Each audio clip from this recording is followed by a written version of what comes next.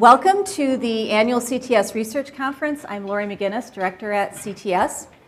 We're delighted to host you yet again on campus. A few years ago, we returned to campus with our conference and find that it's working really well for us. So we hope that it was an easy trip for you today. And I thought I'd start out today by asking how everybody got here today. So first of all, how many of you took transit to get to the conference today? Awesome. Wow. Nice percentage. That's great. Great mode share, so thanks for that. I'm getting there. Patience, please. All right, let's go there next. How many of you used a bike to get here? Good percentage, slightly smaller, but that's still good. How many drove your car? Not a surprise. Okay. How many of you used a ride-hailing service? Well, I know one person, one of our panelists got stuck in traffic in her Uber, so I know that at least one person is taking Uber to get here. Well, last but not least, did anyone use a scooter? Well, if you've been paying attention, you've noticed there's a lot of scooters now around the cities and on campus in particular. I know they've upped the number here on campus. So I recently got intrigued about the idea of becoming a scooter rider. My motivation is that within the next few months, CTS is going to be moving our office location a little further away from central campus. So I've been thinking about ways I can get myself back to campus quickly, efficiently, safely, and not so sure, but I certainly want to travel safely. So scooters started to become intriguing to me. And I went one night at home, I mentioned it to my husband. It's like, I'm thinking about learning how to ride a scooter. His reaction was less than enthusiastic. His eyebrows went up, he kind of cocked his head, and I think his exact words were, "That's a really bad idea." Now, I tried to not take that personally, as in, you're too old to be doing that, so kind of set that aside. But it did give me pause, and then twice since then, I've had two colleagues that I highly respect give me some additional data, including, wow, the number of incidents at emergency rooms related to scooters is going up. And then my esteemed colleague, Max Donath, last night shared information that the number of incidents and issues related to scooter safety is on the rise. So I think I've tabled that idea for a little while at least, and maybe put my scooter riding lessons on hold. But what I do think I'll do is initiate some research on scooter safety, and then at next year's conference, we'll present some recommendations on how to use your scooter safely. Okay? I have a few announcements before I introduce our keynote speaker, Dr. Susan Handy. At this year's conference, we are again featuring name badge ribbons to highlight and acknowledge engagement with CTS through your volunteer efforts. So please take note of your ribbon. You'll see it in the back of your name tag card. So please make sure you attach that to your name tags, and we will make sure we acknowledge and thank you for your efforts and contributions to CTS. Last year, we piloted a new effort, Career Conversation Roundtables, and we're repeating that again. We got very positive feedback about it, and we wanted to do it again. So today, I wanted to acknowledge and thank the practitioners who are helping us with this.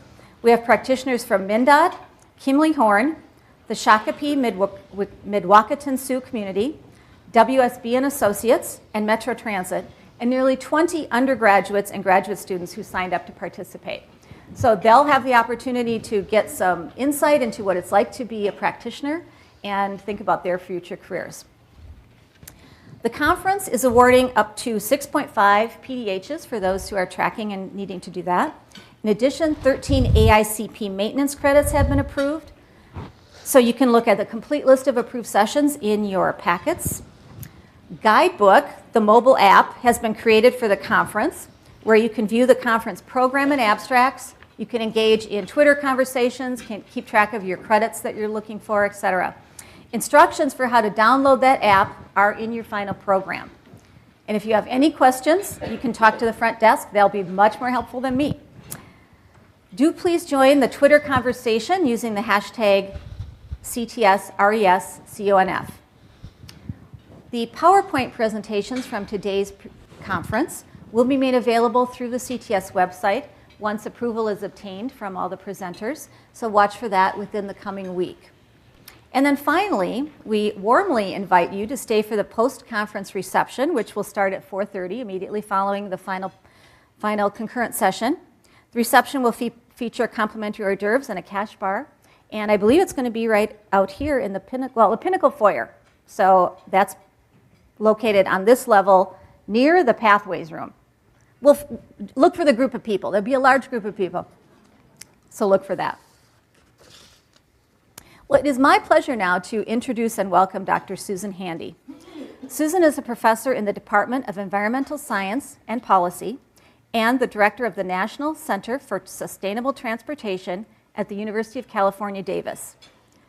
Dr. Handy is internationally known for her research on the relationship between transportation and land use, particularly the impact of neighborhood design on travel behavior. Her current work focuses on bicycling as a mode of transportation and on strategies for reducing automobile dependence. Dr. Handy is also an associate editor of the Journal of Transportation and Health and a founding member of the board of Whistler, which is the World Society on Transportation and Land Use Research, which CTS has been involved in for many years.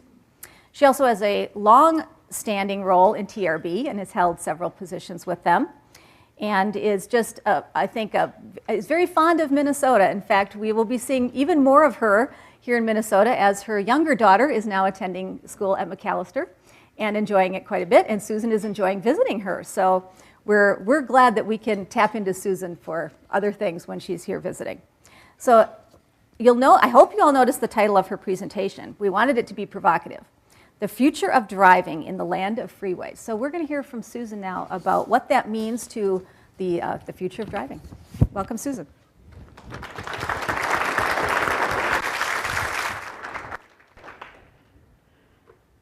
Thank you, everyone, for being here, and thanks very much to Lori and CTS for the invitation. Lori stole all my thunder. I do have a very good reason to want to be in Minnesota, but I've been long a fan of this city, and it's great to have a couple of reasons now to spend time here and get to know it better. Let's see, do I just go forward? Do I need to pull up my talk, probably? There we go. Wait. Okay. So I am honored to be kicking off what is going to be a very interesting day, I am sure. Lori and I figured out that my first visit to CTS was over 20 years ago, I think, when I was pregnant with the daughter who's now a freshman at McAllister, so that was a long time ago. But I've been a big fan of CTS and the work that they've done ever since. So I'm really excited about being here for the rest of the day and hearing about all the wonderful work going on here. Lori also stole my thunder on asking you how you all got here. So we already know that even in this not terribly representative sample of the Minnesota population, driving dominates, right? Driving dominates our travel. I think it is hard to argue with the idea that the US is a land of driving and freeways, and we have been for at least a half a century, if not more. Well, California, I think, is a bit of a special case in this regard. For one, we have lots of people. Those people do lots of driving, and we have lots and lots of freeways to facilitate that driving. Our freeways are beautiful. They are works of art, engineering marvels, something to wonders to behold. And of course, California being home to Hollywood, which may or may not have anything to do with art, we celebrate our freeways in countless movies. But of course, movies aren't reality, and the reality of our freeways are much grimmer than the movies. So as you know, if you spend any time in Los Angeles or the Bay Area, we have a congestion problem, and it's not just peak hour, and it's not just peak period. You can run into congestion pretty much any time of day, any day of the week. So this is a problem, it's a problem economically, it's a problem from a quality of life standpoint, and we're particularly worried about what this means by way of environmental impacts, all of this driving. So of course all of this driving is producing greenhouse gas emissions, GHG emissions, which is exacerbating climate change. And in California, what climate change means is that our forest fire problem is getting worse, our droughts are getting more severe, and when we're not having droughts, we have greater risk of flooding. All of which is, of course, coming back to bite us in the transportation system and leading to very dramatic failures like this one a couple of years ago on Highway 1. So the big question is, what are we doing about that? And we are trying. And I'm going to talk about a little bit of what we're doing, which has to do with the piece that's about trying to get people to drive less, or what I think of as the big California experiment. How on earth are we going to get people to drive less? And I want to talk both a little bit about some of the policy context for this, but focus a lot on how the research community is contributing to the effort, the kinds of research we're doing to support the state and try and figure out how this is all going to work. I'll start by talking about what we're doing currently and then turn to the question about, well, what about the future, the brave new world of the future? So of course we do a lot of driving in the US. You've probably seen graphs like this that show this is annual vehicle miles traveled. I will say VMT a lot today. That's our big buzzword. So this is VMT per capita in the US, which of course has increased steadily over a long, long period of time. Flattened out a bit in the 2000s, but seems to be tipping back up, and even more recent data confirms that.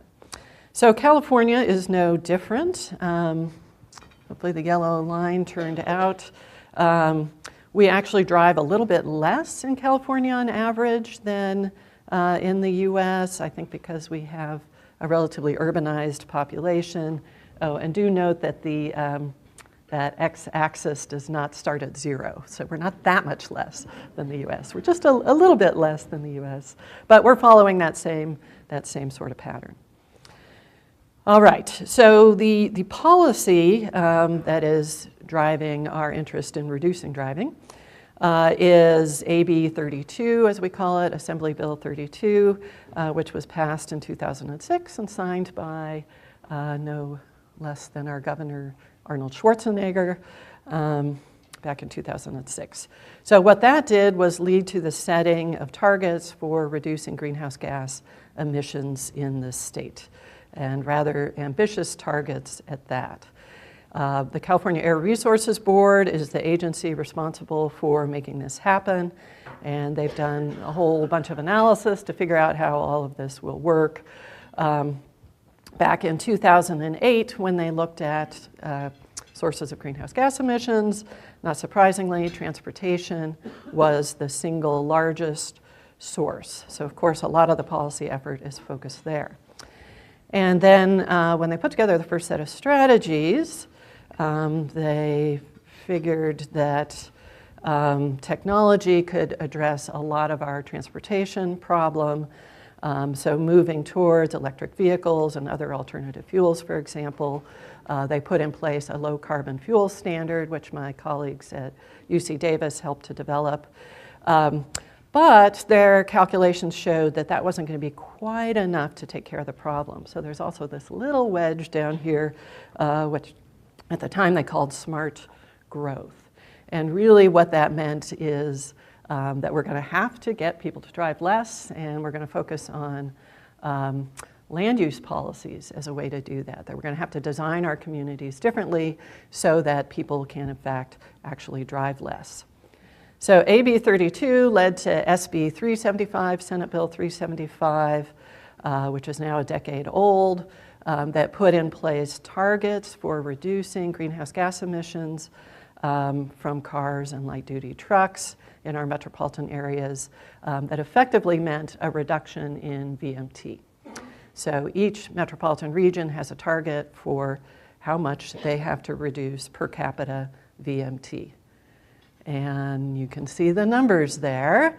When VMT has been going steadily up, to talk about reducing VMT, again, that's a very ambitious thing to think about. So SB 375 requires our metropolitan planning organizations, our regional transportation planning bodies, to adopt what are called Sustainable Community Strategies, SCSs, as we call them, for yet another acronym. And they are developed in conjunction with the federally required regional transportation plans. So our regions have RTP/SCSs, just to confuse things. And what the SCS does is focus not just on transportation policies and what sort of transportation investments we're going to make, but takes on the land use question as well. So for example, this is from San Diego.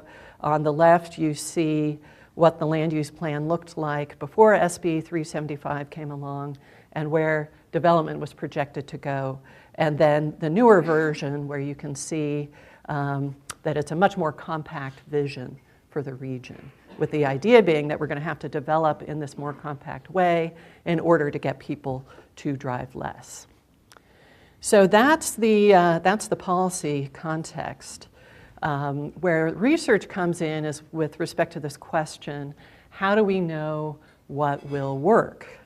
So these regions are putting all kinds of strategies into their plans, but how do we know that's really going to get us to those targets? How do we know that's going to work? So of course, one thing we do is use our forecasting tools, in particular the regional travel demand forecasting models that these regions have. And so they'll run, this SCS scenario to show that yes, this will lead to reduced VMT and help us meet our target. So that's one thing we do.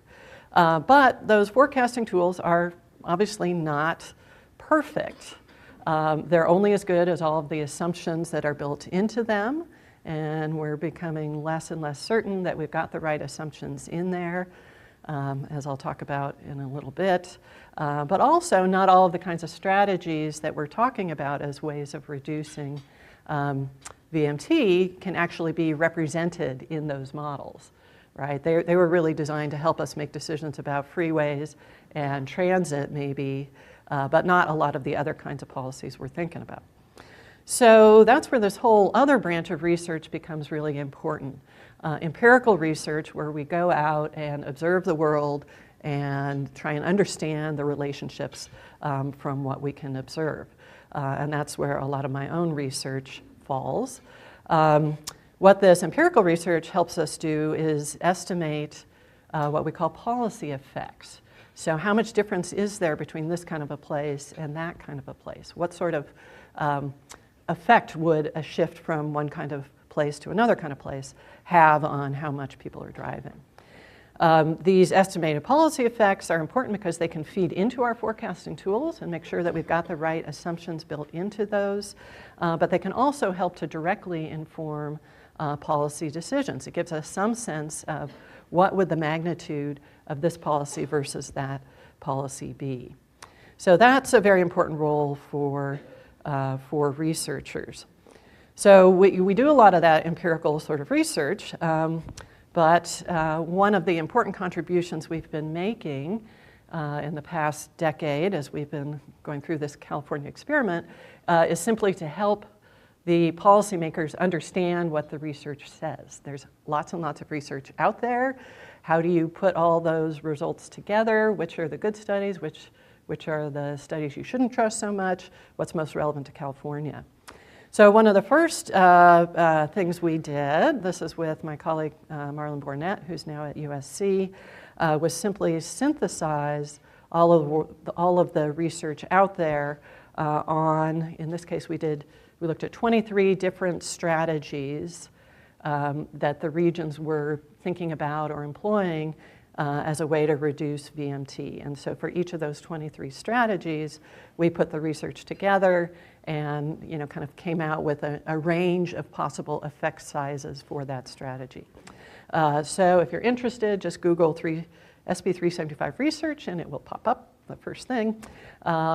It covered land use policies like increased residential and employment density, transportation investments like improvements to transit service, what if you invest in bicycle or pedestrian infrastructure, and then other kinds of policies like travel demand management and, of course, pricing strategies. So this has been an important resource for the regions, but also for state agencies as they evaluate how well the regions are doing.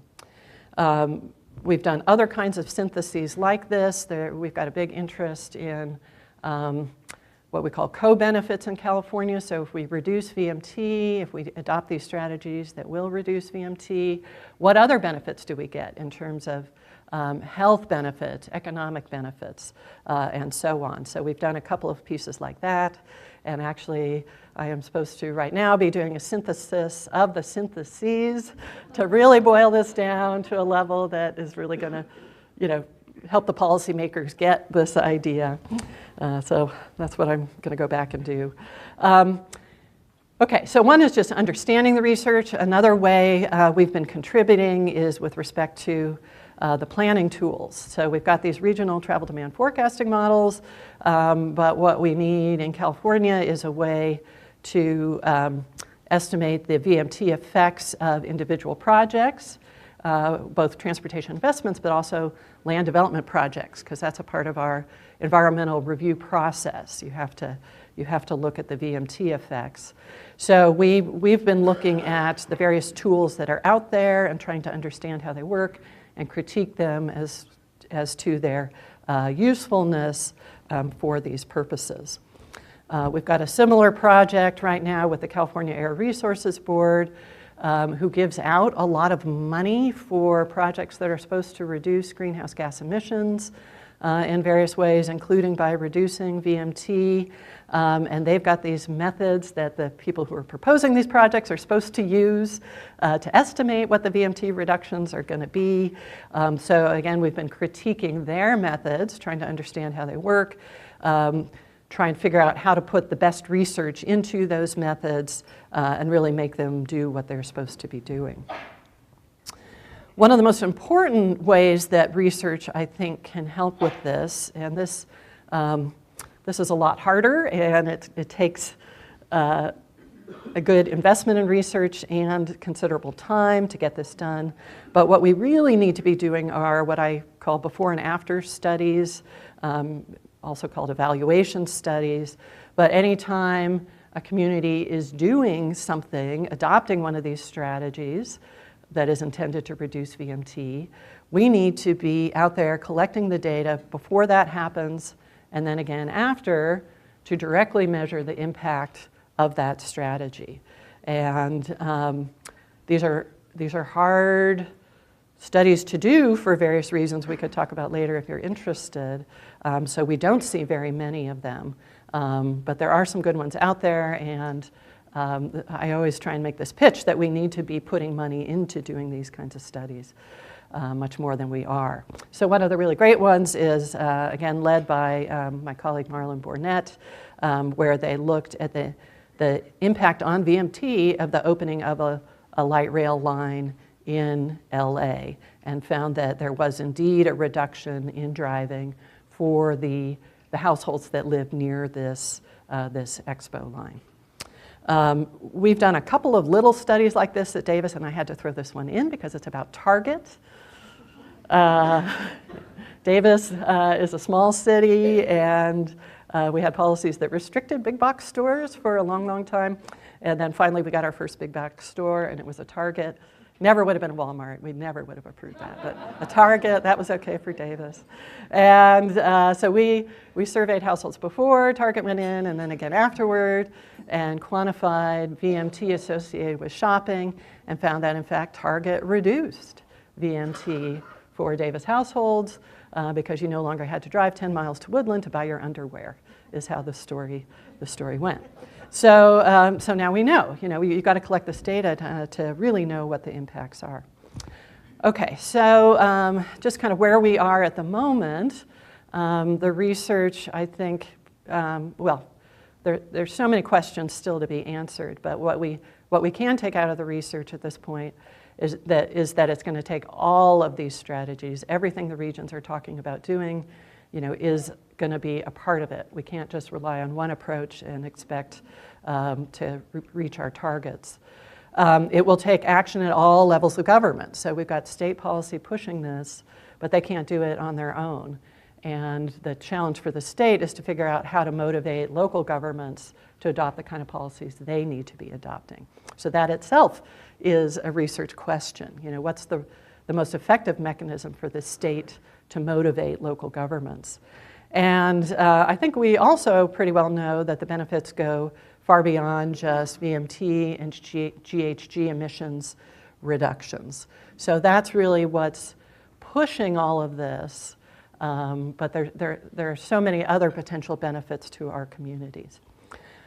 Exactly what the numbers are on all of these things is much harder to say.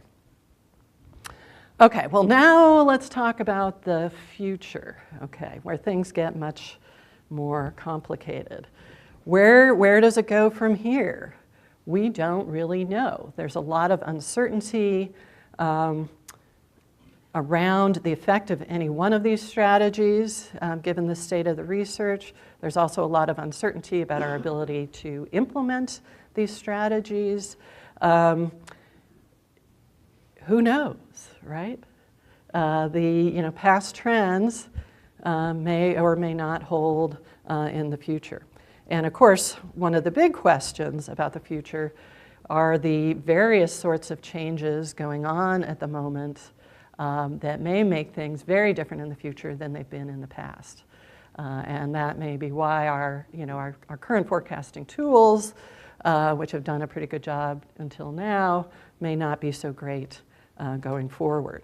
So autonomous vehicles, of course, maybe being the flashiest and most exciting of these ideas about the future. But even there, huge uncertainty about when exactly this is going to happen and how it's going to evolve. So we have very kind of clean, happy, bright white visions of what this could be, and then there are the much darker, more sinister, cloudy ideas about what this future could be, and not a lot of certainty about which way it's going to go.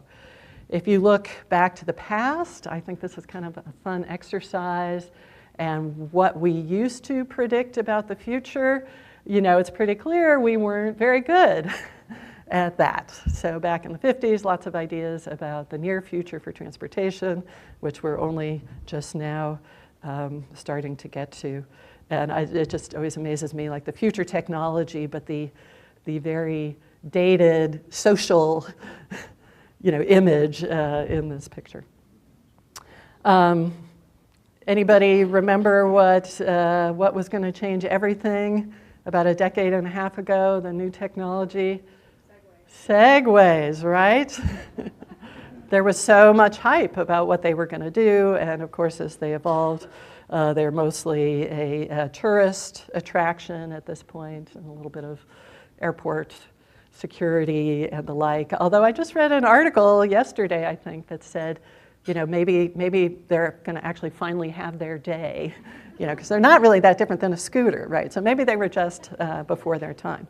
But the point being, it can be hard to predict exactly what a technology is going to do, because that is not, it's not deterministic, right? I mean, a technology on its own is just a technology. And one idea that I find really helpful to thinking about the future is this idea of technology as a social construct. So this is another way that academics can help, is with our theory. So this particular theory, I think, is a really important one to keep in mind. That technology, is just a technology until we decide what we're going to do with it, right? It is a social process. It is a social construct. So that leads to a couple of really important things to think about for what AVs mean for the future of driving. And the first point I want to make is that it depends on what we people as travelers decide to do with them. How do we want to use them? And that means thinking about travel behavior, about the choices that we make as individuals about travel. The daily choices we make, the longer term choices, how are these choices changing? And then, of course, we've also got to think about how do we as a society nudge these in the right direction. So talking about theory, I do want to do a little bit of Travel Behavior 101, because again, I think this is really at the core of understanding the future of all this. So here's how I think about travel behavior. First, we actually have a series of nested choices. So we focus a lot on the daily choices that people make about travel. What mode did you use to get here today? Where are you going? How many trips are you making? But those daily choices, those short-term choices, are conditioned on our sort of midterm choices. Do you have a driver's license or not? Do you have a car or not? And then those are conditioned by maybe even longer-term, more fundamental choices like what kind of lifestyle do you want to lead? Where do you want to live? Right? So to understand our daily choices, we have to understand the choices that those are nested within. We've got to think about these longer term choices as well. So that's one really important idea. And then let's take a look at the choice process. So this is one way to think about that sort of draws on economic theory, but I use it in a very loose way that the economists would not probably approve of. But I think this is a nice framework to think about how we go about making choices. First, you start with what are the sets of choices available. So if we're talking about mode choice, what are all the modes available to you? Then it has to do with the qualities of those choices. So what's the cost, the time, comfort, safety, other qualities that might matter to you. And then the last thing is what is the value that you put on those different qualities? So how much weight do you put on cost? How much weight do you put on time? Maybe safety is the most important thing to you. And that's sort of the calculus that then tells us what choice you make. But of course, it's not quite that simple, so I will add a couple of other thoughts here. One is that all of this is filtered by our own knowledge and perceptions. So there's the reality of what choices are available and what their cost and their time is. But what matters is what we know about that and what we perceive about that. The light rail may be perfectly safe, but if we don't perceive it as safe, it's going to be a less likely choice for us. And then, of course, everything depends on our own needs and constraints, so that factors in as well. Okay, so we've got these two ideas, and then you can put that together into a matrix. I love matrices. And what's interesting to think about is that in every one of these cells, things are changing, right? And so to understand the future, we've got to understand these changes. Probably the most obvious one falls into this cell. So this, the choices available to us for our daily travel. In particular, this explosion of new kinds of ways of getting around that we have. And it occurs to me that this graphic, which I think I picked up a couple of years ago, is now rather dated. We don't have scooters on there, for example. But we have all these new choices available to us. And we have this idea of mobility as a service. And all of this is really changing that choice set for our daily travel, right? So that's one thing we've got to understand is how is that going to play out? But what complicates it is that the change in that box can be triggering changes in all the other cells or boxes as well. And so to really sort this out is a very complicated thing, and no wonder it's so hard to predict the future. So where we researchers are trying to help, one way is through behavioral research. So a big effort we've got going at UC Davis is this California panel study, as we call it, led by my colleague Giovanni Cercella, where we are surveying California residents. We've got a representative sample from across the state, including rural areas, and we surveyed them back. We did a survey back in 2015, and we're just finishing up a 2018 survey. And the idea is that this is going to help us understand what people are currently doing, which is really important. As we do more of these surveys, we'll be able to track trends and see how some of these new options are changing behavior. But we're also trying to look ahead. So we focus a lot on people's attitudes and their perceptions about new possible modes of travel, their aspirations for, do they want an urban lifestyle, or do they think they'll, these millennials, are they going to go for this urban lifestyle, or do they eventually want to end up in the suburbs? So, it's hard to ask people about what exactly they're going to do in the future, but we're trying to get at least kind of their thinking about what they might do in the future. So here I'm actually going to share with you some fun little results, just because I have to share some data, I think. Okay, so this is, so now we're looking at bike sharing 2015 to 2018, and hopefully you can read those tiny little labels, but at the bottom, that's people saying, I am not familiar with it, and then working your way up to, at the top, using it 3 or more times a week. So we didn't have a lot of bike sharing in California in 2015, so not a lot of people were using it. You can see some movement up the scale. People are using it more than they used to. And then I think another important thing is that you've got fewer people saying, I am not familiar with it. So at least, not everybody's using it, but at least people are more familiar with it. So it's kind of we're seeing that stage of change. Car sharing, same sort of thing. We've got some movement up the scale, so there is more use of car sharing. I just noticed this morning, though, this is interesting. The bar that says, I am not familiar with it, has actually gotten bigger for car sharing. And so I'm wondering if maybe car sharing is past its peak now that we've moved on to ride hailing. So some of these options are transitioning very quickly. Ride hailing, a lot more use of this than the sharing. And you can see a big change from 2015 to 2018. Still, a heck of a lot of people have never used it, but that bar is going way down. And, we've got a really big bar there of people saying, I use it less than once a month. So not regular users, but at least occasional users.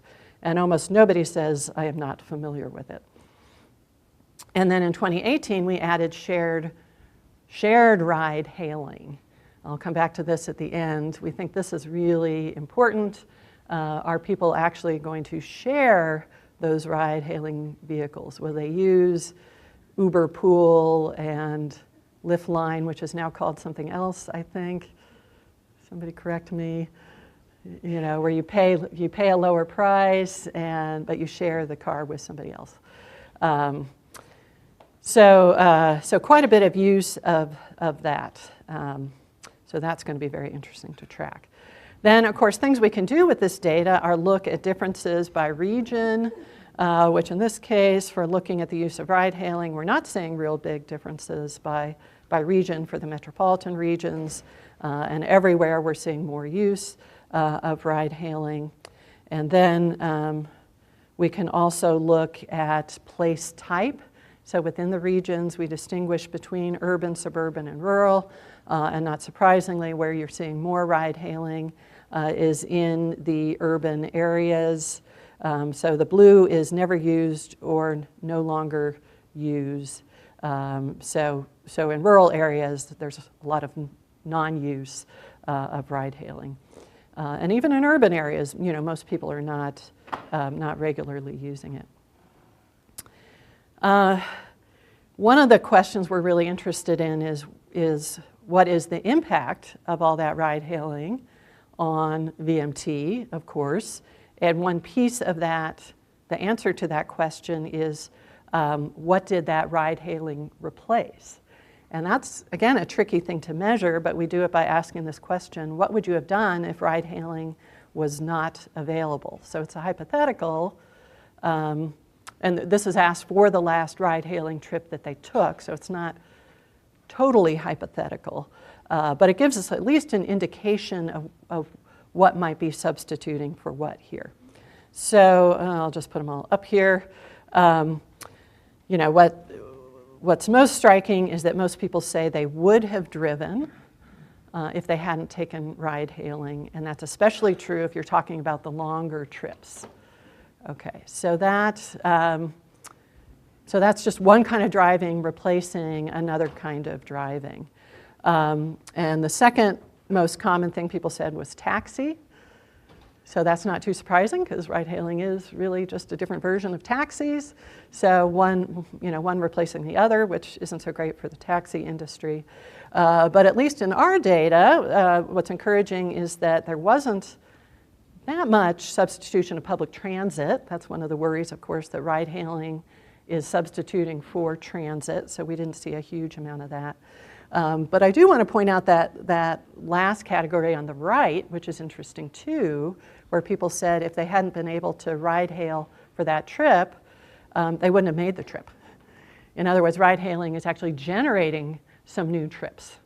So that's additional VMT that wouldn't otherwise have existed. Then, we're now trying to get at autonomous vehicles. So this is a really tricky one because it doesn't yet exist, obviously. So we instead have to focus on attitudes and perceptions and sort of people's thinking about what they might do if these become available. So one of the questions we asked was, do you think you'd be one of the first people to buy a self-driving vehicle? And most people said very unlikely, but the generational differences here are interesting. So us older folks, much less likely to be interested in buying one of these. The Gen Z and Gen Y, i.e. millennials, somewhat more likely to be interested. So that generational difference, that's also making it hard to predict the future because these younger generations may not behave the same way as we older folks do when they get to our age. And then another thing we're interested in is this idea that autonomous vehicles may be, this may be a way to reduce car ownership. If we have shared autonomous vehicles available to us, maybe people think they have less need of owning their own car. So we asked some questions about, do you think having an autonomous vehicle would change your auto ownership? And it seems very unlikely that people are going to get rid of their own car if this fleet of autonomous vehicles were available.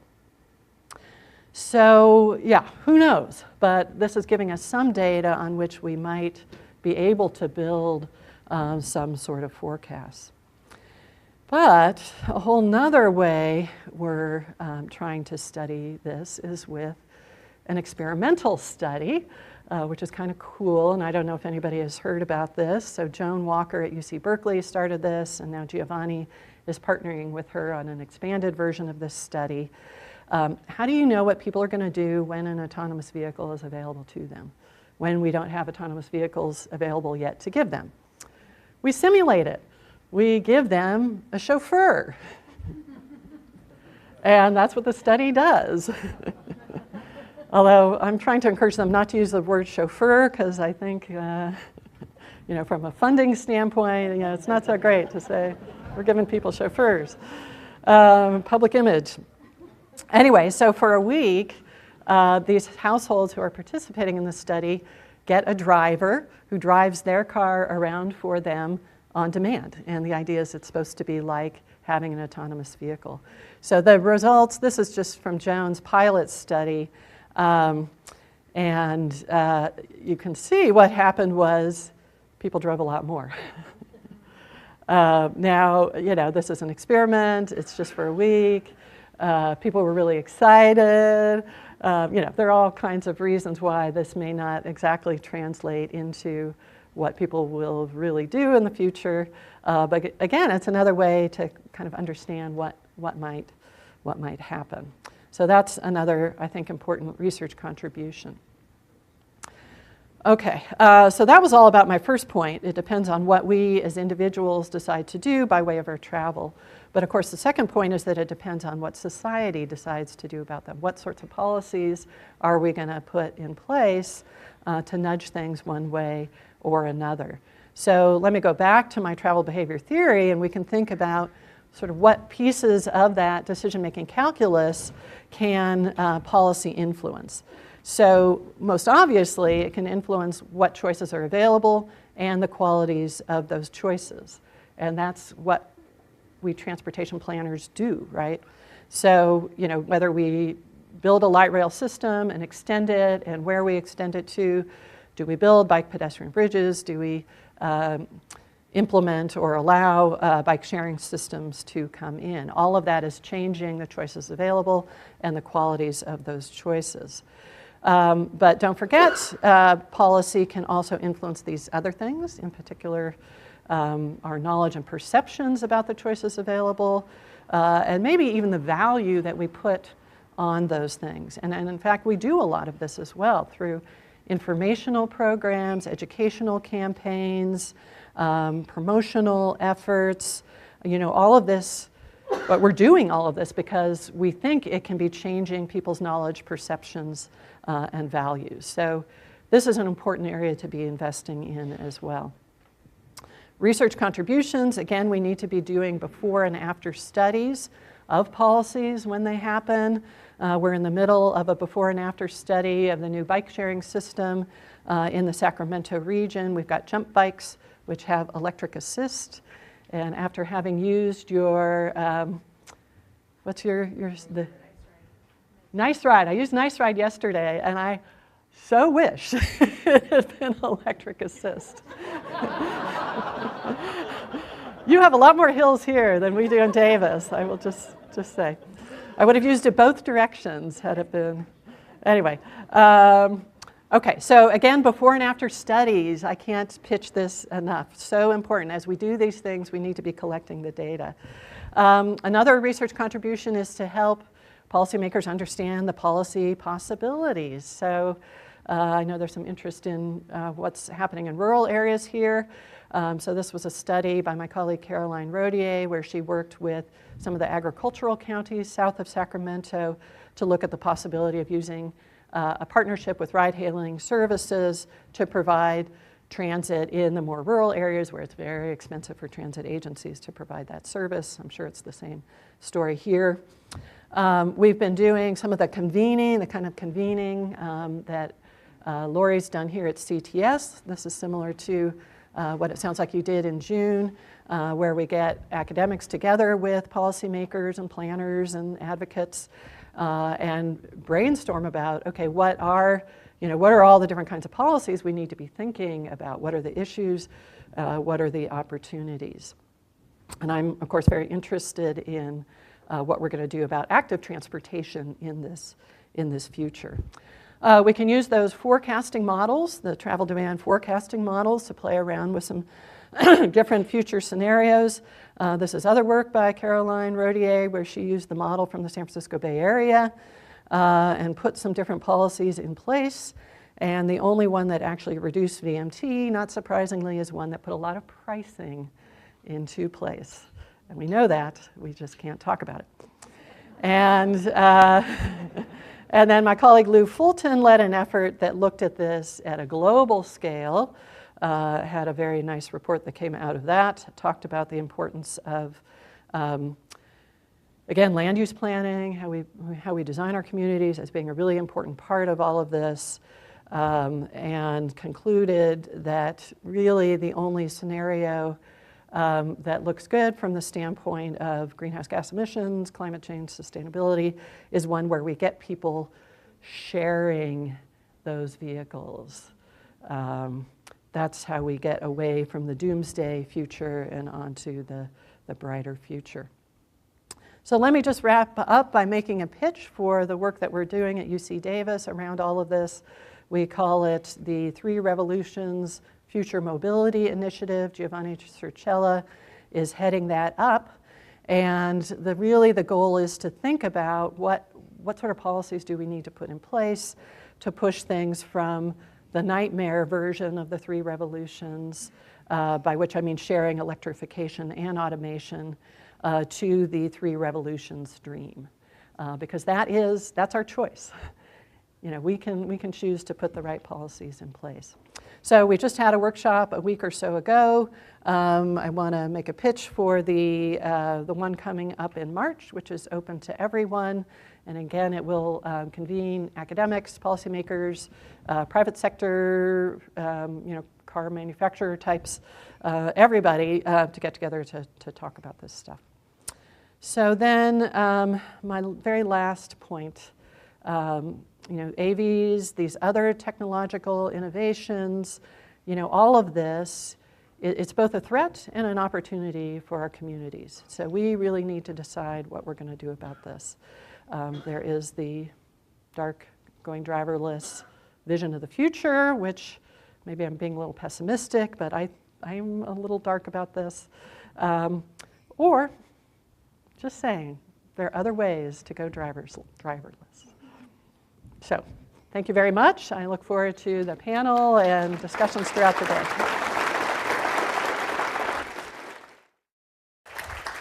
I'm going to ask our panelists to come up, but while they're traveling up here, let's take a question or two for Susan. Well, first, let me remark on the breadth and depth of this research going on there. So it's remarkable, and congratulations for really pulling together such an impressive set of work. Was there a question over here? They could turn on the mic. Is it working? Okay. What is a ghost trip in your Chauffeur study? Oh, yeah, I don't remember that being on the slide, but yeah, so the ghost trip where the driver's going without a passenger. Yeah, for the deadheading idea. I think that's what it referred to. One more over here. We've got one here. Lee.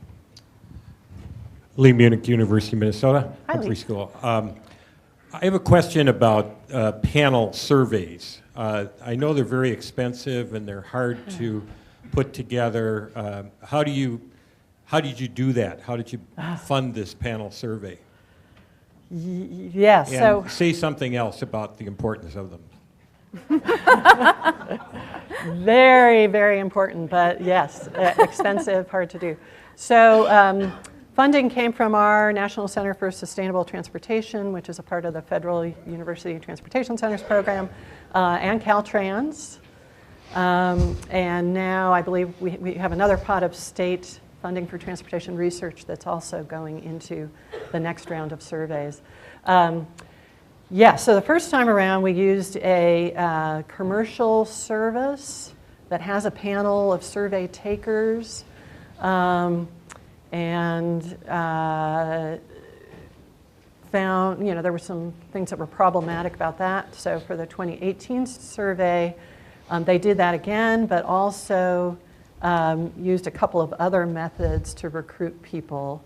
And so one of the things they're going to do is to look to see if the responses are different depending on which recruiting method you use to understand. They weren't the same people. Some of them were, right, yeah. So panel gets used to mean both these survey panels, and we use that, but also we are trying to do the same people over time. But it wasn't a perfect match between 2015 and 2018. We're going to try and make it more consistent going forward. Yeah, it's a big challenge, but we got to collect the data, right? I mean, even, we get a lot of data potentially from these ride-hailing services, the bike-sharing services, but they really just tell you about the trips. It doesn't really tell you about the people and how they're thinking about all of this. And, you know, we can't do a lot about predicting the future unless we're actually talking to people about this. So surveys, really important. Panel surveys, especially really important as so much is changing in our landscape. So we're going to move into the panel portion of our opening plenary. And we're going to be focused now on really looking at some local perspectives on the reduction of greenhouse gas emissions in light of these new transportation innovations that Susan has done such a great job of giving us a flavor for. So I'd like to introduce our panelists, and then we've had a chance to talk on the phone and create some questions that will help draw out some of their perspectives. We do, though, plan to save time for questions from you at the end, so make sure to jot down your questions, and we'll turn to the audience when we have about 10 minutes left.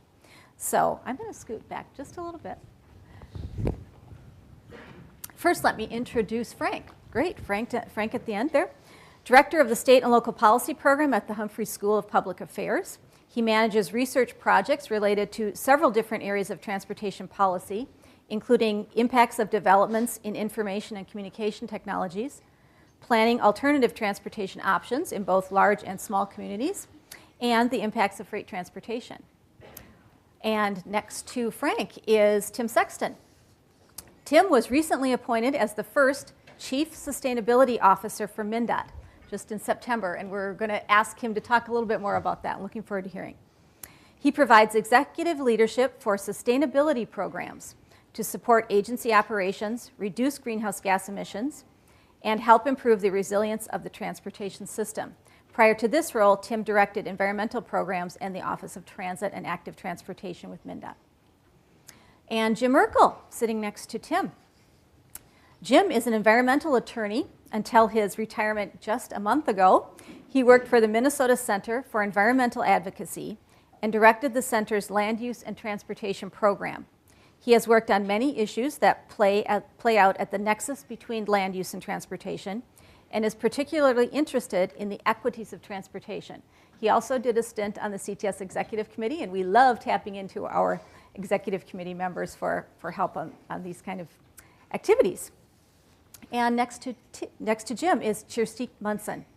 Kirsty is CEO and co-owner of Duval Companies.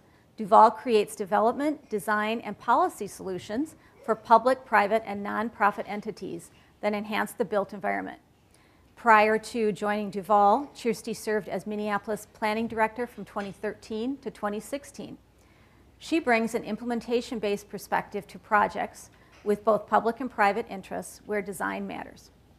So I think we've got a really diverse and interesting panel today. So I'm gonna launch, and Tim, as I mentioned, I'm gonna turn to you first. We're particularly interested in hearing about MnDOT's new focus on sort of a, I won't say new, because I know you've been thinking about sustainability, but now we've really elevated it. So can you tell us about what motivated MnDOT to pursue this kind of change?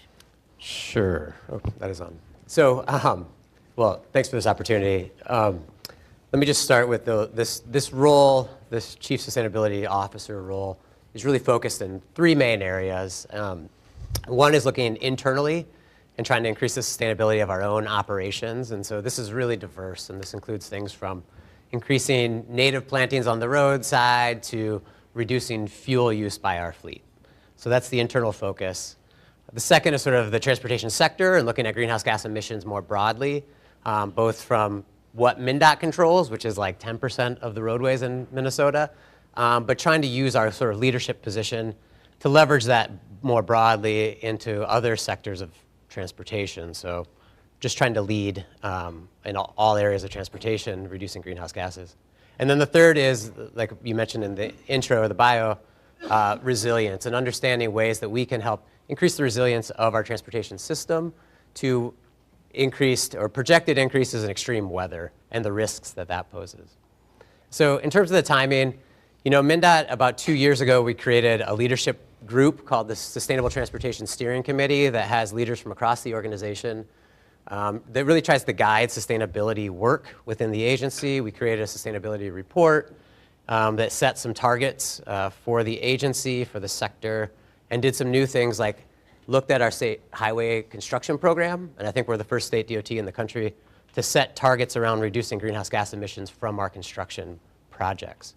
But the timing of why now, I think there's a number of reasons, but two important triggers that I guess I wanted to highlight was recent climate data and climate reports saying climate change is happening faster than maybe we thought, and some of the changes are going to be more devastating than we thought. So, so that's coming. It's kind of scary, and there's a renewed sense of urgency. The second thing, and I think related to transportation, at least in my perspective, was the federal administration's proposal to weaken the fuel economy standards. And so we've gone from sort of a federal perspective that was maybe not supporting some of the efforts that were out there to go into clearly obstructing states' abilities to determine for themselves how to reduce greenhouse gas emissions. And so not only did that weaken the proposal would weaken the fuel economy standards, but it would also affect states' rights and the ability to sign on to the California waiver from the Clean Air Act that would allow us to adopt their cleaner fuel or cleaner vehicle standards. And so I think those things played a role in leadership within the organization saying this is important now, we need to do more.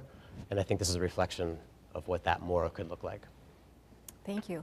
Can you please remind the audience what Minnesota's goals or targets are right now for greenhouse gas emissions reduction from the transportation sector? And then how are we moving towards? Where does it stand right now?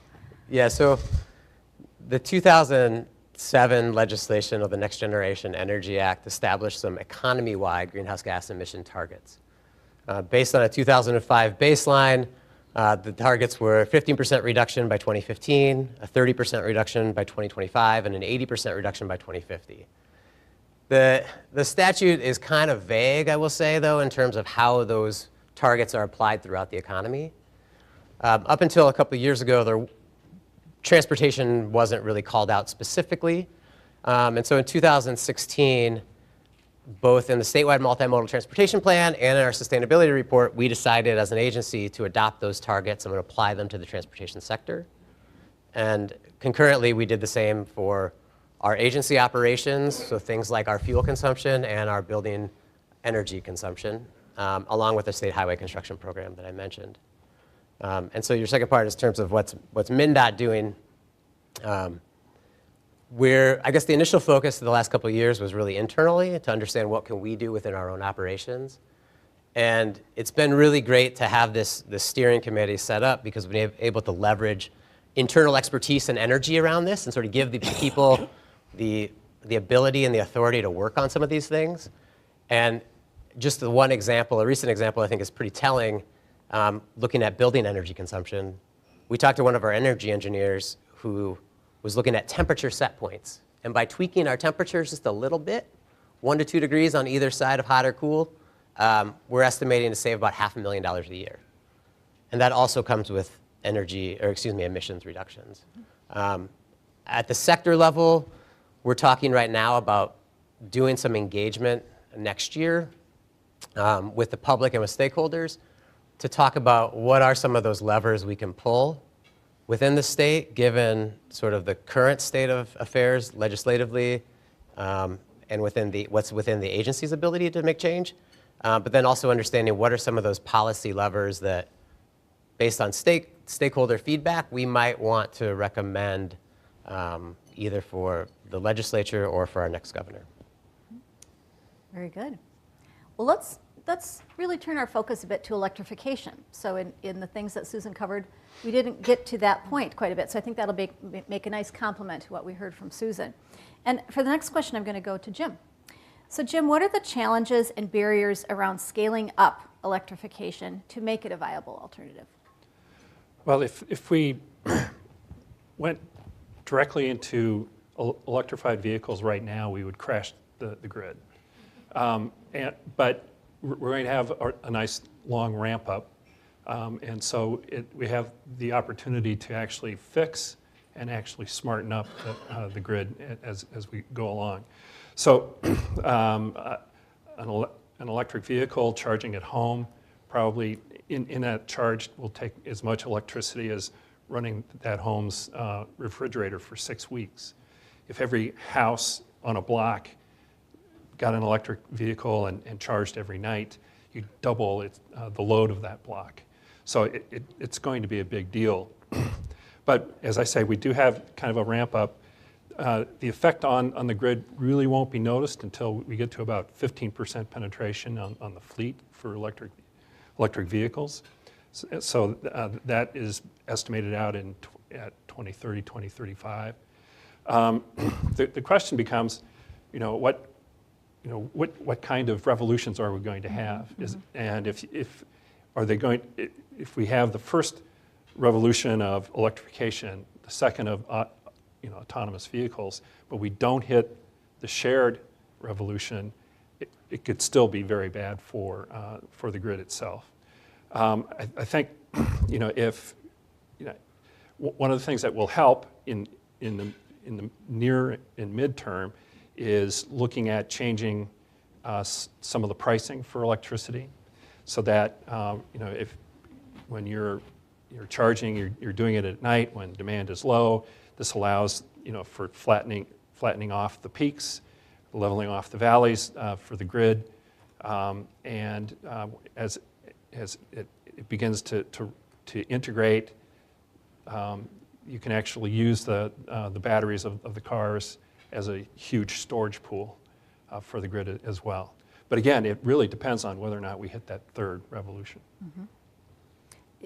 In your work with the center that you worked for, did you do any research that would give information or lend some credibility to the environmental gains that will be made when electrification is more broadly implemented? Well, yes, a little bit, and it really depends on where the electricity comes from. Okay. And so in California, transportation is the largest source of greenhouse gas emissions. The electric sector is second. Here it's flipped, partly because we don't have the penetration of electric vehicles. We don't have the zero emission vehicle mandate that California has. And we still have a lot of coal that we use to make electricity. So the notion of getting to changing that mix is really important. We have a renewable energy standard right now. In the studies that were done by the Center for Climate Strategies on behalf of the Minnesota Environmental Quality Board, they recognize that if you combined an increase in the renewable energy standard with the ZEV mandate from California, you would actually be making you'd be taking bold action on reducing greenhouse gas emissions in the state. Revolutionary action. Huh? Yes. I want to remind our panelists that jump in if you've got additional points you'd like to make to build on something. We're always looking for a dynamic interaction here, so don't be shy, please. Oh, yes. And don't be modest. Just want to add to what Jim's saying. I mean, we're trying to work all that through in California, and we're making some good progress. But again, a lot of it goes back to behavior, right? And what we as individuals are willing to do and not willing to do. So our plug-in hybrid electric vehicle center does a lot of behavioral work about purchasing of electric vehicles, this issue of range anxiety, is that really the obstacle? What kind of charging options need to be available before people will be willing to purchase an electric vehicle. So we have huge technological challenges and institutional challenges, but don't forget about those behavioral issues as well as a really critical part of it. Just to get to the range anxiety, some of the money that is coming to Minnesota through the VW settlement is being used for installation of charging stations along major corridors, and I think we actually topped out at what we could use off of the one set of proceeds that we were getting from VW. There are also, there are opportunities for local government to require charging stations through land use regulation. We can call out parking minimums. Maybe now we start talking about parking maximums but then also saying that there need to be a certain number of charging stations at larger establishments, employment clusters, and things like that. A theme that presents itself, I think, today, it presented itself in our visioning workshop for AVs, is the importance of the role of education. We need to educate the public. So are there thoughts that the panelists have about getting to some of those behavioral issues through education? What is effective? I'm springing this one on you. Not in the prepared remarks. You can think about it. Any initial thoughts about it? Well, yeah, a few. So Sure. I don't know if we know what's most effective, because that's, with research, we need to be studying what's the effectiveness of different approaches. Education is one thing. So our PHEV Center has developed a tool to help people understand sort of how an EV would work for them. And I think it's national now, so you can plug in your address and it tells you lots of things, and kind of trips you're making. Okay. So how would an EV work? So that's that's helpful. But there's also incentives, right? So there's education and incentives. So things like I'm a happy owner of a Chevy Bolt. Love it. I just love it. And we've got one of these stickers that lets us use the carpool lanes. Okay. Yeah, and the carpool bypasses on the metered ramps and things like that. So there's, we know a lot of people bought Toyota Priuses because it got them one of those stickers. Tim? Follow Frank, up go on ahead. that I think Dr. Handy's right on that the incentives, and then as she discusses the experience, and how do you manage to put the experience out there that people begin to recognize how they're using it. Looking at your data that you presented, people didn't really know how to do rideshare or ride hail until it became something that they could actually integrate into their daily lives, and that changed their behavior accordingly.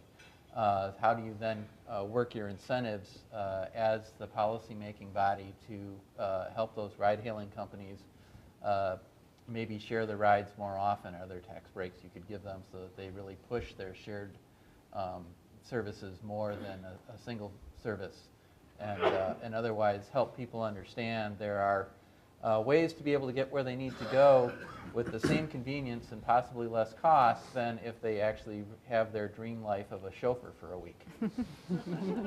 I think the one word that Frank said that I think is really the driving force of adoption is convenience.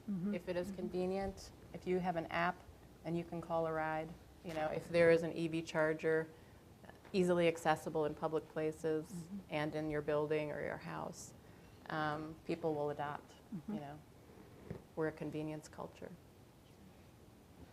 I think one other point that needs to be made is that it's a matter of motivation and knowledge of why you might want to make those kinds of choices.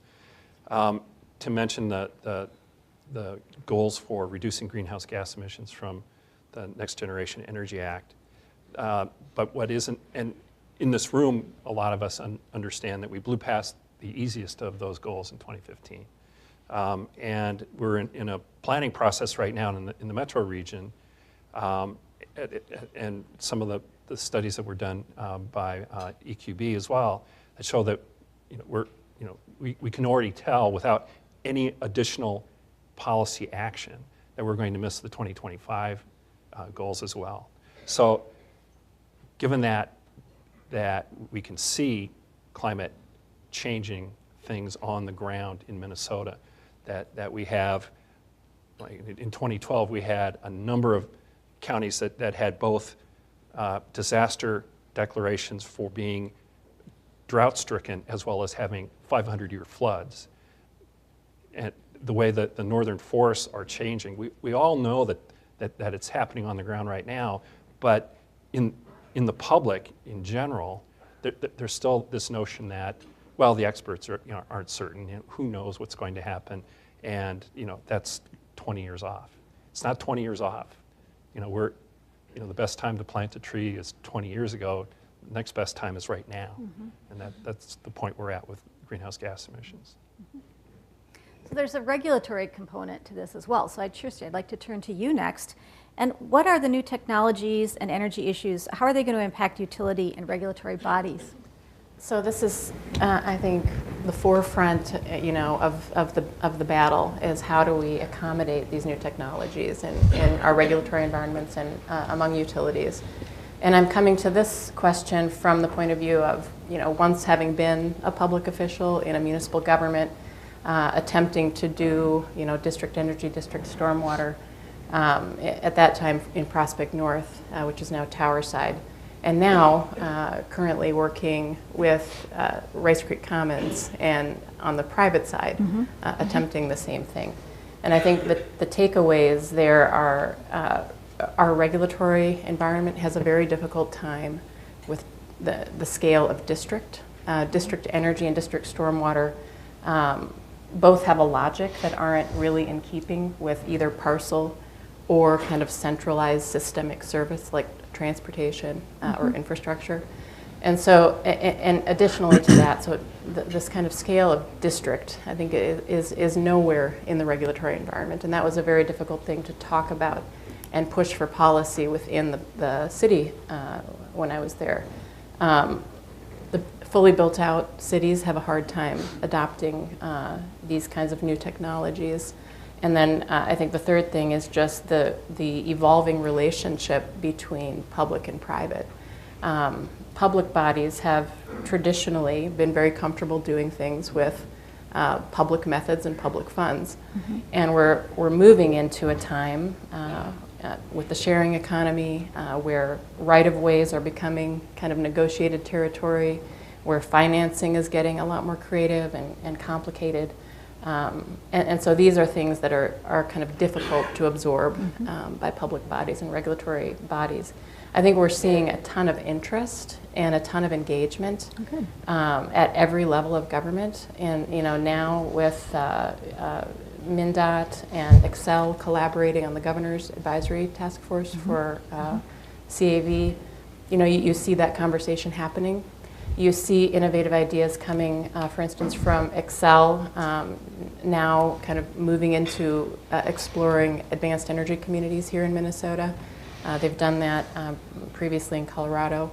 And so I think, they're feeling it out. They're ambitiously moving forward, but there's a number of difficulties, not only in kind of elected officials' perceptions toward privatization, but in just how regulations have evolved in iterations over time, not at a district scale. So, Interesting. I think we've see that. I want to echo that point that it's a new world of interaction between the public sector and the private sector, and how the public sector is what its role is. To bring it right to ride-hailing and car sharing, it becomes a situation that it's not the public sector regulating how the private sector is going to make its money, but if you look at what are the incentives for ride-hailing companies to be able to maximize their own return, they're sounding a lot like transit companies. How can they put the most people per vehicle to shave the peak and be able to move the most people at the lowest cost? And that suddenly sounds a lot like the same thing the public sector has been trying to do for a long time. And we now have maybe compatible goals, and we need to recognize that that's a different kind of relationship. Yeah. Susan, is there anything from the California experience that you could share relative to the public-private interaction and how things are moving forward? I'm sure there is. Yeah, let's see off the top of my head. I should have been prepared for this I'm one, sorry. but I'm not. Yeah.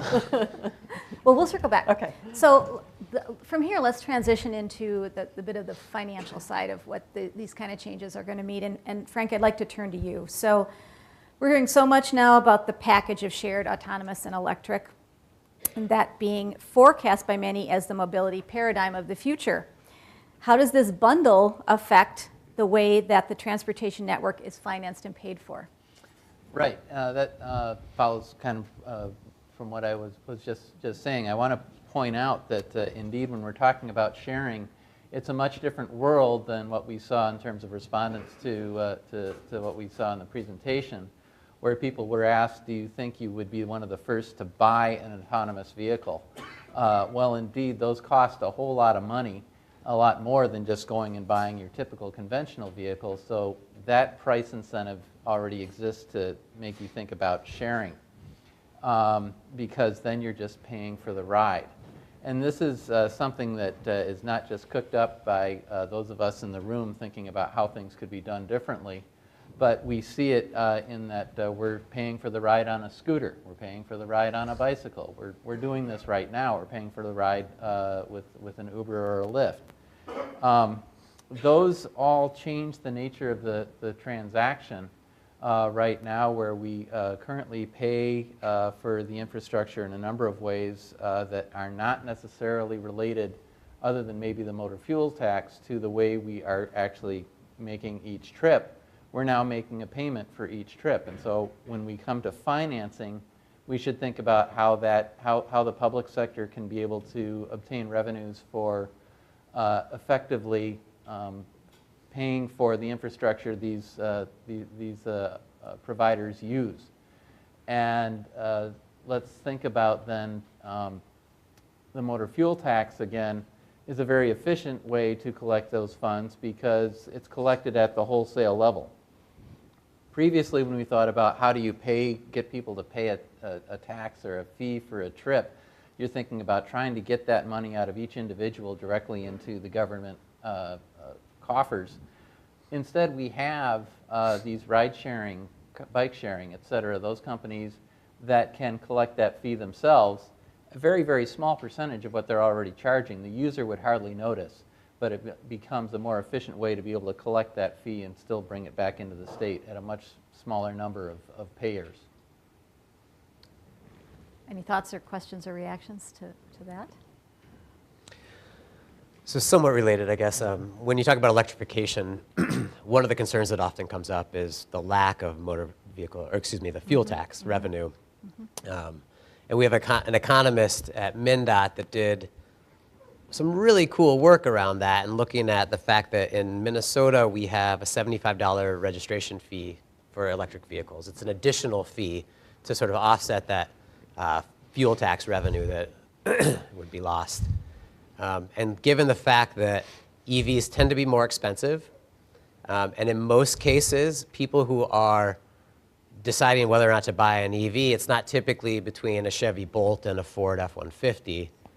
It's between a fuel-efficient vehicle and an EV, that in most scenarios, the EVs for the next 10 years are going to be paying more tax revenue for transportation than your standard vehicle, especially if the fuel economy standards stay in place.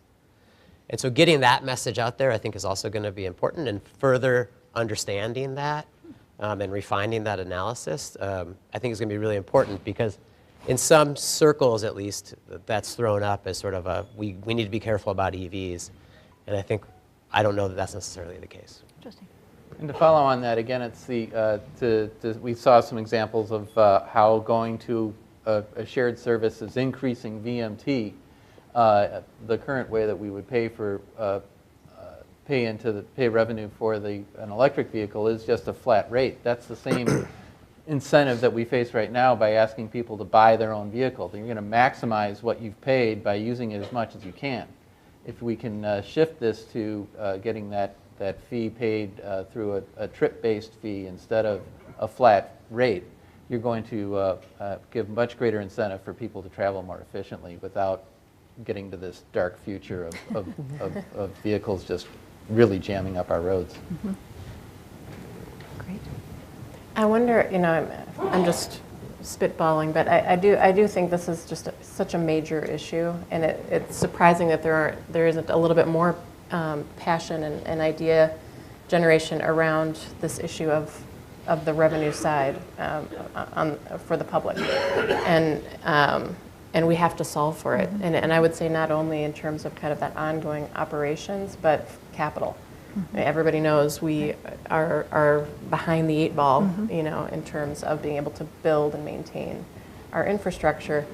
And meanwhile, we're having a lot more interest and commitment, through climate change goals and other things, to have more enhanced streets, more trees, urban forest, more conduit running, smart cities. And yet there's no new ideas about where that money is coming from. And I think that we've kind of had this extended period of disinvestment, and we need to solve for it. Well, I'd like to hear your thoughts about the politics of all of that, because it seems to me we do have ideas. It's just so hard to talk about. I mean, California, we finally managed to increase our gas tax last year, and now next week we're voting on a repeal of that gas tax. So, to talk about converting to some new kind of system, it's just it's mind-boggling. So yeah. And I think we've for a long time we've talked about localizing costs with those who use or benefit from the infrastructure, and that's where this notion of business improvement districts or special service districts come from. If you want signage or trees or whatever, you're going to self-assess. But I think we have 20 or so special service districts in Minneapolis, and that's not solving the problem.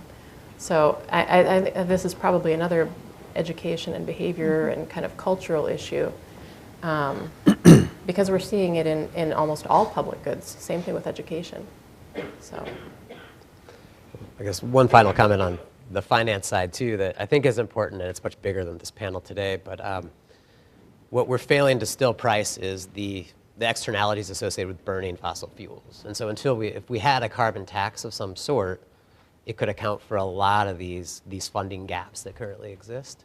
And that's a much bigger economy-wide discussion, but it does help to resolve many of these outstanding questions. And I think we can point out that it's not a matter that we're going to eventually if we go to full electrification, but Jim pointed out that that's got a lot of issues before we get there. So we can look at all of the current menu of revenue opportunities, plus the opportunity to work with these new providers while they're still trying to figure out what their model is to be able to make money to create a system. Remember that the gas tax started just as a 1 cent per gallon that everybody thought was going to solve everything. It wasn't enough, but it's the opportunity that if we have a big paradigm shift right now to get in and be creative before people have settled into saying, you can't increase that. Who can take the leadership on that? Jim, do you have thoughts about that? No, I was actually going to answer a different Then question. I would like you to answer your question. I'll take this off the table for now. Well, I mean, part of the issue about the gas tax not raising enough to meet our needs is the fact that, the decision just hasn't been made to raise the gas tax. And there are political reasons why people don't want to touch it. I understand that. But on the transit side, if you look at the user fee there, when you look at transit fares, and you look at, if you go back to when the gas tax was raised in 1988, and then it was changed again in 2008, between then and today, if the gas tax had inflated at the same rate so the gas tax was raised in that period once. Well, it phased in over time, but it was raised once. In that same period, transit fares were increased 11 times. If the gas tax had inflated at the same rate as transit fares, it would be 76 cents a gallon today, not 28 and a half. So it's not that gas tax is somehow a failed funding mechanism. It's just that we haven't used it. Interesting. Well, I'm going to turn to the audience now. I've got a couple things in my back pocket yet that I want to get out, but I want to make sure we give an opportunity. So we've got one question in the back there.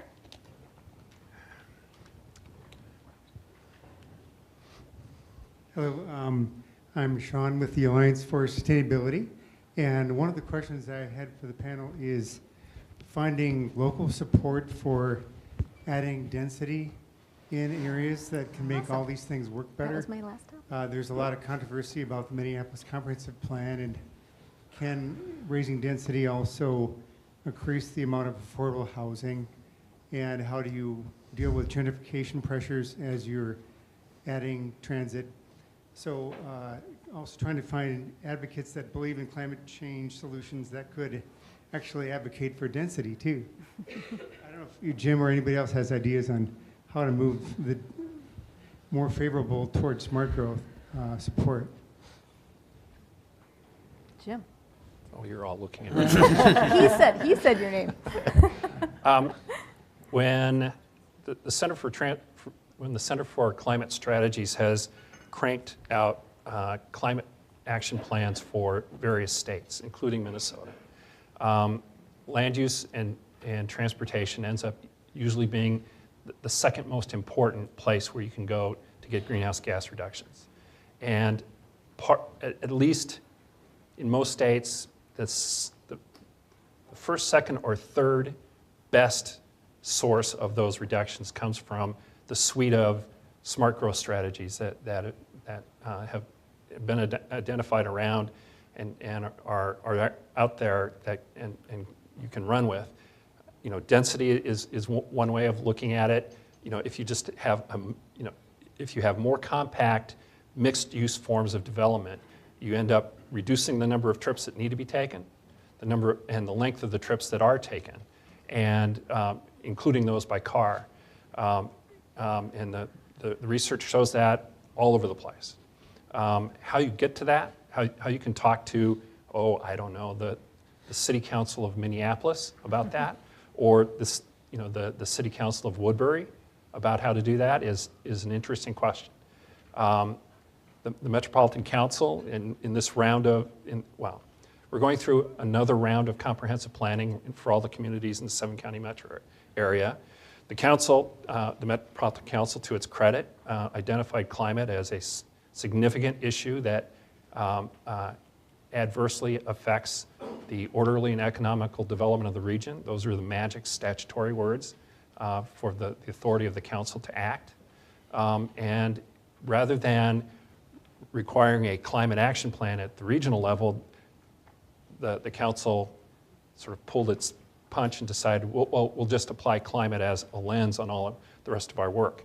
I think, and we'll probably get to this a little bit later, but to the extent that Minnesota is interested in walking down that road and looking at smart growth strategies as an addition to the kinds of things that you're going to need on the transportation side and have them work together, you're going to need something like a planning mandate, something like the Senate Bill 375 in California, and actually ask communities to plan for it, not just simply say, it's a serious issue and here it is, good luck and God bless. Can I ask a question of Susan actually related to that? I noticed your slide pointing out that in order to receive a 5 to 12% reduction in VMT, you would need a doubling of density, if I recall the slide correctly, in California. When that finding came out, how was that received? Did it kind of give any ammunition to the idea that, well, see, it's just too hard to achieve benefits from changing density, or was it something that kind of decided, well, we got to do everything we can, so let's move in that direction? Because it's not a one-to-one change. Yeah, so that, I'll go back to my point that it's going to take everything. So that, we were summarizing the research in that case and not making the pitch for using density as the way to get to the target. So I think it's, people used it how they wanted to use it. So some people said, well, look, this is significant enough that we need to be doing this strategy. And other people say, this isn't nearly enough. So, it's way too costly. We shouldn't be even trying. I think this is the big sticking point in California right now, is how do you bring about the kind of land use change we know we need? And it's, planning is good, so we've got these plans, but we've got plans at a regional scale, but control of land use at the local scale, so that's one divide we've got to conquer. And then there's we've got the plan at the local level and maybe even the right policies, but we've got public resistance. So NIMBYism, huge, huge issue to making all of this happen. Even in a place like my city of Davis, which is relatively progressive and trying to do all kinds of good things from a sustainability standpoint, we still have a really hard time doing higher density infill housing, which is exactly what we need to be doing. And it's because of the residents and the voters, not the politicians. Kirsty, you're involved with the Rice Creek Commons project. So to what extent is land use planning being considered as part of that master development plan? Well, I think, as was indicated, density was one of the battle lines, Okay. and frankly, a lot of that negotiation happened before I became involved, Okay. between the master developer and the city and the county as part of that discussion. And I would go back to my time at the city of Minneapolis. I mean, we were working on it years ago through adopting accessory dwelling units as an allowable project, within single-family neighborhoods. What's happening now with the long-range comprehensive plan? You can't really fault either side. I think that in Minneapolis, communities are deeply, deeply engaged. I mean, I just can't imagine a city where residents are more personally involved and engaged in creating small area plans and envisioning the future of their neighborhoods. And so you have a lot of passion, I mean, we have, as a city, provided funding to neighborhoods to create their own small area plans, working with professional planners on the city staff. And so people are personally invested in what they've kind of envisioned. And so you have to kind of take that for what it is and then say, well, we have some higher level city goals about smart growth, about sustainability, and that is a huge clash. There's just no way to get around it. And so I think, in this case, the mayor and city council have made some tough choices. They're looking at, those carbon goals, and they're saying, when they're looking at affordability, they're saying we need to make some tough choices, and a lot of people are angry. And I think so goes the life of the urban planner. Another question from the audience, please. Maybe first. Gina. Yes, Gina Boss with CTS. I'm interested in your take on the equity consideration. So if we move to this revolution of electric, automated, and shared, how do we ensure that there are whole sectors of our population that aren't left out of the revolution? Who wants to go first? I'll take a jump at that and then let everybody else tell me how much I missed the point. But I think part of that question gets to realizing that the cities, and this goes back to the local government, are the ones that control access to the right-of-way. So if we've got these private services that are starting to act and sound a lot more like public agencies, we need to also remember that they are that we can't expect them to do everything a public agency does unless we at least ask them to do it, and probably need to give them some strong incentives. I think of the way Minneapolis has worked with Nice Ride to roll out the dockless bikes. Minneapolis said, we'll give you a concession of more or less exclusive access to the city, provided you really serve the whole city, with a number of caveats for exactly what that means. And it becomes this negotiation of the city needs to remember that they've got to serve everyone and negotiate the leverage that they have, rather than simply mandating it, but to be able to make that a transaction. Anyone else? Susan.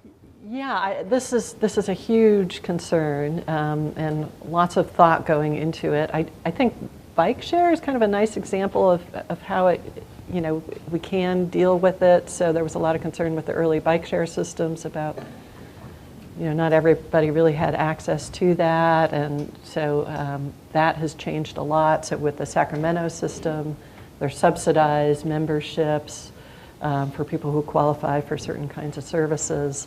And we're getting around the credit card issue, and so they're really fixing it. And so I think, maybe that's a nice model for some of these other services that we, if we just think about it, there are ways to solve the problem. I think on the land use side of things, that's where it's getting really tough. I mean, the affordable housing problem in California and lots of other places is just so huge.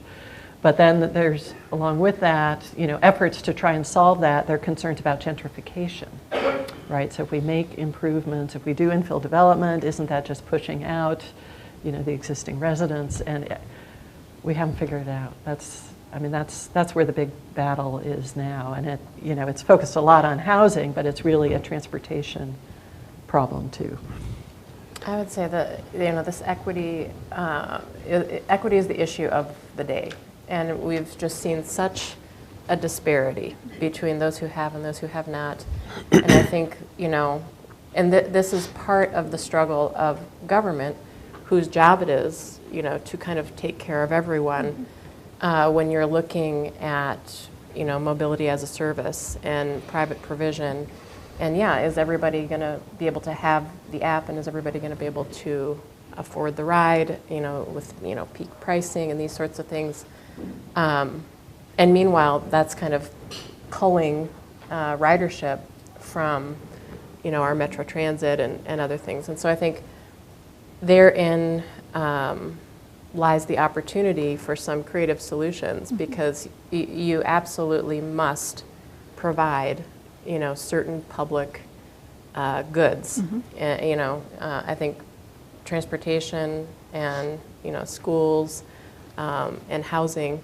These are things that it's our government's job to ensure that that we're taking care of people, and that people have a place to live and they can get to work. And can I vote for you? Yeah. Yes, I'll be running now.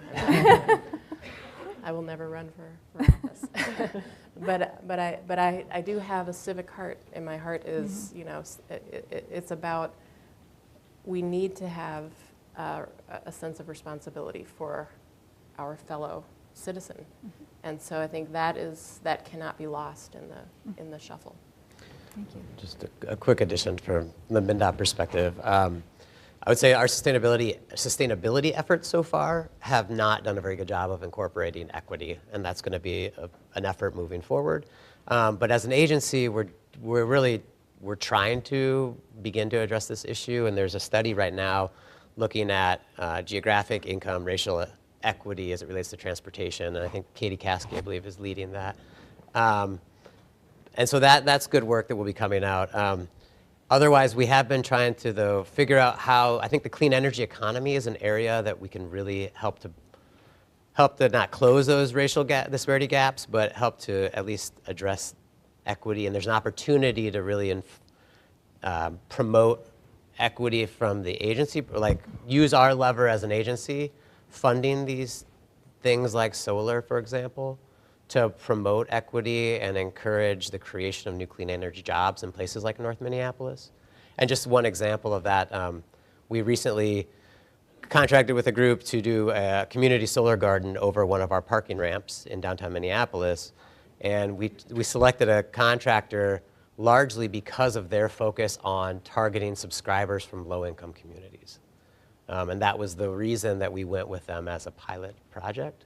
And so, yeah, I mean, this is hard, but as an agency, I think we're really trying to figure out where we can best impact that issue.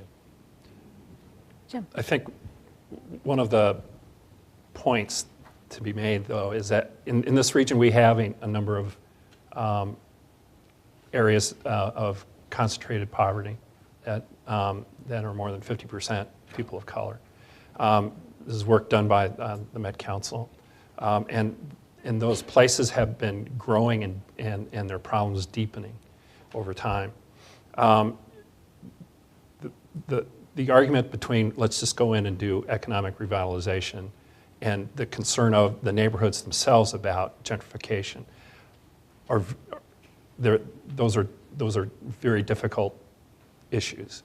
But when you look at the set of strategies for economic revitalization and for mitigating against the toxic effects of gentrification, you see that improving accessibility is one of the keys for helping cost-burdened households in those neighborhoods stay where they are, stay in place, succeed in place, regardless of whether it's going to take off and turn into some really cool place where all the millennials want to go, or if it's going to slowly build its way out of its deep problems. So, you can look at the Housing and Transportation Index that the Center for Neighborhood Technology has run for neighborhoods all around the country, and you can see that if you help reduce the cost of transportation, if it becomes mobility as a service, so you don't have to spend a big chunk of money for a car, but you can chunk it out in very small amounts to pay for the trips that you need. That will be a great benefit to a lot of those cost-burdened households. Very good. Well, let's thank our panel.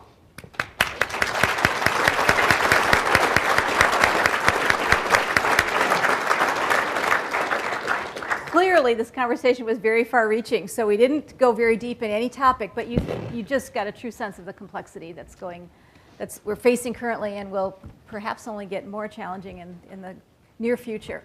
What that bodes well, though, for research universities is there's still a lot of work to do, and I think some really rich issues for the University of Minnesota and its talent to be looking at.